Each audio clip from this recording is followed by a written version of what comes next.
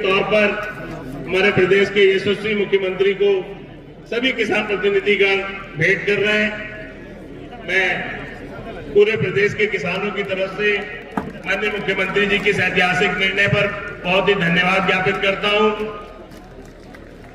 निसंदेह तो मोदी जी ने जिस तरीके से किसानों की आय बढ़ाने का जो संकल्प लिया है, उसमें हमारे मुख्यमंत्री जी का यह प्रयास बहुत ही सराहनीय है। सभी गुरुद्वारे में निष्काम कीर्तन के लिए इन्होंने क्षेत्र में बहुत ही सेवा की है।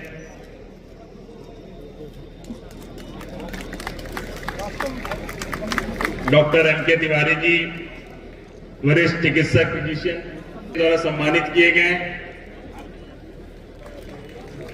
डॉक्टर सुचित्रा जायसवाल जी जो नेत्रदान, रक्तदान और देहदान, जो बंदरगाह यूनिवर्सिटी में खेल निदेशक हैं, इंटरनेशनल एथलीट हैं और 21 किलोमीटर मैराथन, हमेशा सजग रहने वाले, एक प्रहरी की तरह काम करने वाले।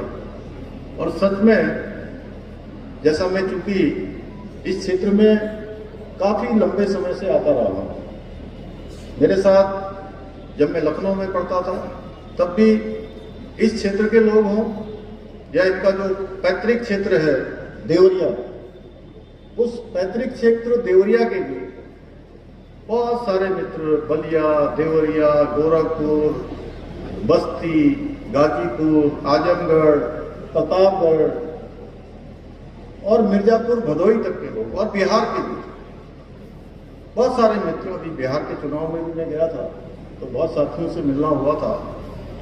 तब से मैं इस क्षेत्र के बारे में बहुत भली भांति सुनता आया, जानता आया, जानकारी होती रही कि पंडित राम सुमेर शुक्ल जी ने अनेक लोगों को आगे लाकर यहाँ पर बसाने का काम भी किया। सभी सम्मानित जनों को भी अपनी ओर से बहुत बधाई देता हूँ, बहुत उनको शुभकामनाएं देता हूँ। और ये सम्मान आप लोगों की उत्कृष्टता के लिए है कि आपसे प्रेरित होकर समाज जीवन के क्षेत्र में, लोगों की सेवा के क्षेत्र में और भी प्रेरित होकर लोग इसी प्रकार के सर्वोत्तम कामों को आगे बढ़ाने का काम करेंगे। आज हम सब एक ऐसे महामानव की स्मृति में यहां पर एकत्र हुए हैं जिन्होंने अपना संपूर्ण जीवन राष्ट्र सेवा में लगाया, जन सेवा में लगाया, समाज सेवा के लिए समर्पित किया।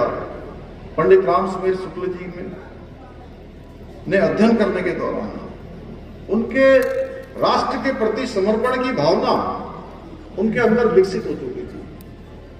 कभी कभी राजेश शुक्ला जी मुझे बताते थे, जब हम विधानसभा में होते थे तो सच में ये बड़े प्रखर वक्ता थे। उस समय शुरू से ही बड़े प्रखर वक्ता रहे। आज हालांकि इन्होंने कम बोला, ये बोलते थे।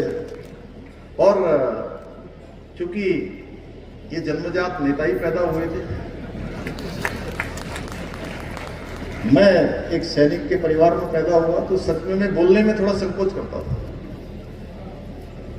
तो मैं इनसे पूछता था कि अरे आप बहुत अच्छे वक्ता हैं।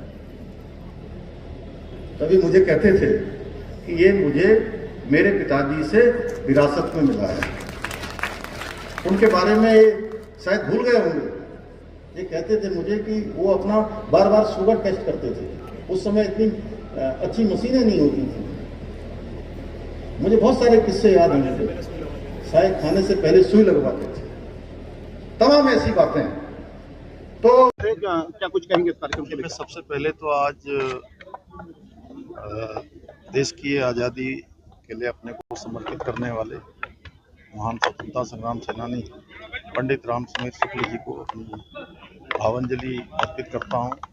उनके इस दिवस पर उनका स्मरण करता हूँ। और उन्होंने जो देश की आज़ादी के समय इस तराई को बसाते समय जो सपने देखे थे, उन सपनों को आज हमारी सरकार साकार कर रही है। ये मेडिकल कॉलेज उन्हीं के नाम से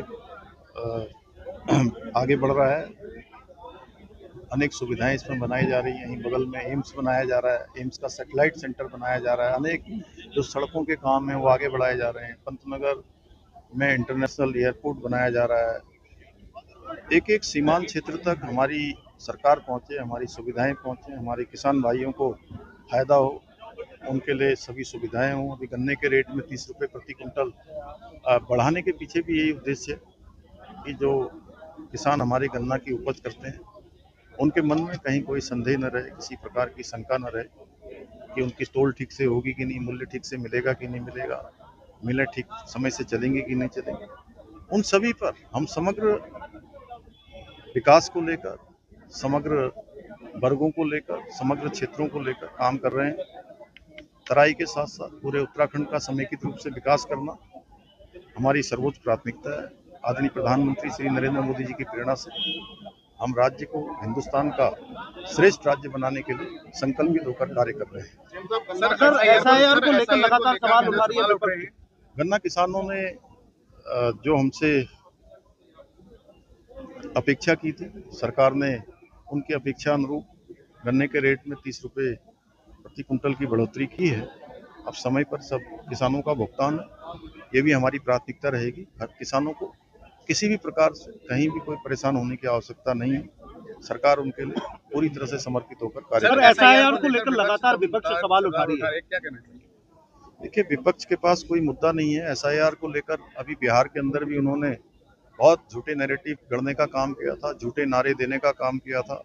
अब देश की जनता झूठे नारों से प्रभावित नहीं होती है, अब काम करने वालों से प्रभावित होती है। प्रधानमंत्री श्री नरेंद्र मोदी जी के नेतृत्व में आज देश के अंदर जो एक नया वर्क कल्चर आया है, जनता लगातार काम करने वालों का प्रोत्साहन कर रही है, काम करने वालों को अपना आशीर्वाद दे रही है और हर राज्य में जहां चुनाव हो रहे हैं डबल इंजन की सरकारें बना रही हैं। इसका अर्थ है कि सीधे सीधे स्पष्ट है कि जनता काम से प्रभावित होती है, न कि झूठे नारों से। सर, मंत्रिमंडल कब तक तैयार हो जाएगा?